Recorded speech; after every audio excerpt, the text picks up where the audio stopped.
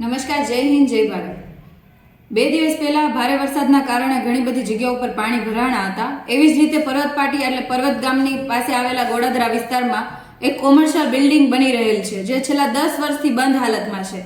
આ બિલ્ડિંગના બેઝમેન્ટ ખુલ્લા હોવાના કારણે આખા રોડ પર પાણી અને બેઝમેન્ટમાં પણ ખૂબ પાણી ભરાયું હતું. ત્યાં ચાલીને જતા કોઈ વ્યક્તિને ખબર પણ ના પડે કે આ બેઝમેન્ટ ખુલ્લું છે અથવા તો પાણીનો પ્રવાહ જે બેઝમેન્ટ તરફ જઈ રહ્યો છે એ બેઝમેન્ટ ખૂબ ઊંડું છે.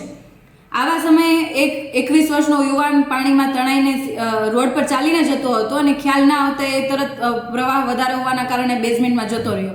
આ ઘટનાની જ્યારે સુરત મહાનગરપાલિકાને જાણ થઈ ત્યારબાદ સુરત મહાનગરપાલિકાની ફાયરની ટીમ, ઝોનની ટીમ, તમામ લોકોએ શોધખોળ ચાલુ કરી. ત્યાંના સ્થાનિક પોલીસ સ્ટેશનના તમામ પોલીસના વડાઓ પણ ત્યાં હાજર હતા. પણ સવાલ એ થાય છે કે 75 કલાક સુધી પણ તપાસને શોધખોળ કરતા પણ એ યુવક નથી મળી આવતો. અને છેલ્લે જ્યારે બોમ્બેથી ટીમ બોલાવવામાં આવે છે અને અડધી પોણી કલાકની અંદર યુવાન મળી આવે છે. આના ઉપરથી ખ્યાલ આવે કે સુરત મહાનગરપાલિકા આ બાબતે નિષ્ફળ નીવડી છે. અને નિષ્ફળ એના માટે છે કે એની પાસે કોઈ સાધન સામગ્રી નથી, કોઈ પણ ચોક્કસ પ્રકારનું મેનેજમેન્ટ નથી.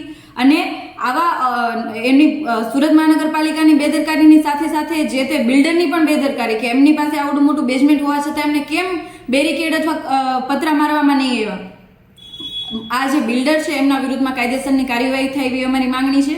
એના ઉપર ફરિયાદ નોંધાય અને સાથે સાથે આના પાછળ જેટલા જવાબદાર અધિકારીઓ છે કે જેમણે આ બાબત ખબર હોવા છતાં પણ એના ઉપર કોઈ એક્શન નહીં લેવડાવ્યા, આવી ખુલ્લી બિલ્ડિંગને એમને છોડી દેવામાં આવી, તો એના ઉપર પણ એક્શન લેવા જોઈએ. એમના વિરુદ્ધમાં પણ ફરિયાદ દાખલ થવી જોઈએ. અને સુરત મહાનગરપાલિકાના તમામ ઝોનની અંદર તમામ આવા પ્રકારનો સર્વે કરવામાં આવે કે કેટલી બિલ્ડિંગો ખુલ્લી છે અને કેટલા આવા ભયજનક સ્થાનો છે, તો એના ઉપર સર્વે કરીને કાયદેસરની કાર્યવાહી કરવામાં આવે, જેથી આવનારા સમયની અંદર આવી બીજી કોઈ દુર્ઘટના ના બને. અને આ જે 21 વર્ષનો જે યુવાને જે પોતાનો જીવ ગુમાવ્યો છે તેના પરિવારને આર્થિક સહાય મળે એવી અમે કોર્પોરેશન પાસેથી માંગણી કરીશું.